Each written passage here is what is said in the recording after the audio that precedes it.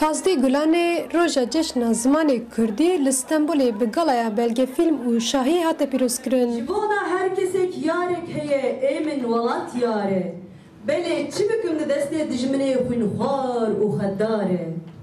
Çiqas pasnê giran bêjim nikarim ez bidim zanîn. Çelenk û nazik û şeng û şepal û şox û cebbar. Her sal Enstitüya Kurdiya Stenbolê ji bo cejna zimên şahî li darxist, lê ji ber ku Enstitüya Kurdiya Stenbolê di rewşa awarte de hate girtin, şahî îsal di bin banê galaya belgefîlmê de hate pîrozkirin. Demek ez li welat bûm perwerdeyî bi Kurdî nabû zimanê min bi rastî zimanê min de ya Kurdî bû. Min Tirkî li mektebê hîn kir. Ca piştra jî min dixwast ez Kurdîya xwe pêş bixim. Ez hatim Stenbolê min Enstitüya Kurdî nas kir li Fderê. Min asta duyemîn de dest pê kir. Heya asta mamostetiyê ez dixwînîm li Fderê. Ez difikirim ku gelek bandora xwe li ser zimanê min jî bû.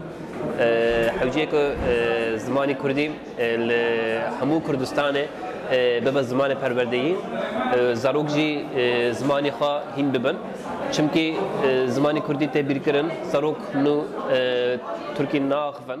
Kerem Tekoğlu li ser damezrantina Enstitüya Kurdiya Stenbolê belgefîlma bi navê Şûr û Qelem amade kir û bu galayê nîşan da. Dema ku kesek digot ez Kurdim jî yan dihate kuştin, yan jî dihate işkence kirin, yan jî dihate hefs kirin.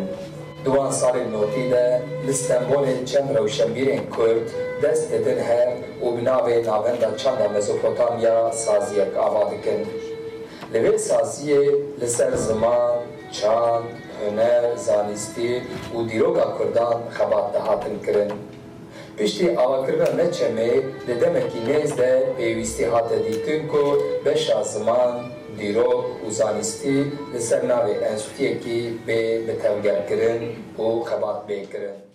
Damezrînerên Enstitüya Kurdiya Stenbolê Samîtan, İbrahim Gürbüz, Zana Farqînê û Şefîk Beyaz jî li şahî amade bûn û peyamên xwe yên di derbarê cejna zimên de vegotin. İbrahim Gürbüz li ser cejna zimanê Kurdî axivî û got rewşa zimaniya îro li Tirkiyeyê bi salên notî re nayê qiyaskirin. Wî 1992 da Enstitüya Kurdiya ava bû. Wê demê Hortê Kurd, navbera Hortê Kurda da, navbera milletê Kurda da zimanê Kurdî qas pêş nebû. Mesela ez Kurdî nizanim wê demê. Enstitüya Kurdî me ava kir, navenda çanda Mezopotamya me ava kir, wê demê Kurdiya min tu nebû. Ez nav Tirkiye da mezin bûbûm. Her wiha Miraz Ronî jî ku bi salan li ser zimanê Kurdî xebatan dike, dibêje bi sedan sal e ku zimanê Kurdî dibin hikma desthilattan de ye û wiha berdewamî dide axaftina xwe.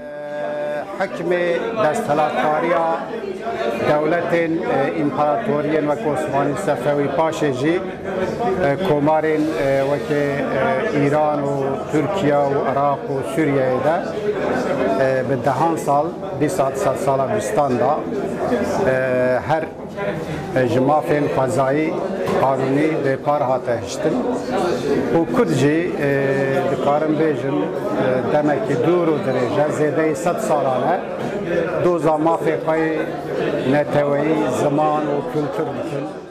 Her sal bi dehan xwendekarên Enstitüya Kurdiya Stenbolê belgeyên xwe yê mamostetiyê werdigirin, îsal jî di şahî de belgeyên gelek xwendekaran yên mamostetî hate dayîn. Hêjê bi bîrxistinê ku Pazdê Gulana 1992 dan destpêka weşana kovara hawarê ye û ev roj her sal wekî cejna zimanê Kurdî tê pîrozkirin. Cejna zimanê Kurdî îsal li gor salên par bêcoş derbas bû. Zozan Yeşar, Dengê Amerîka, Stenbol.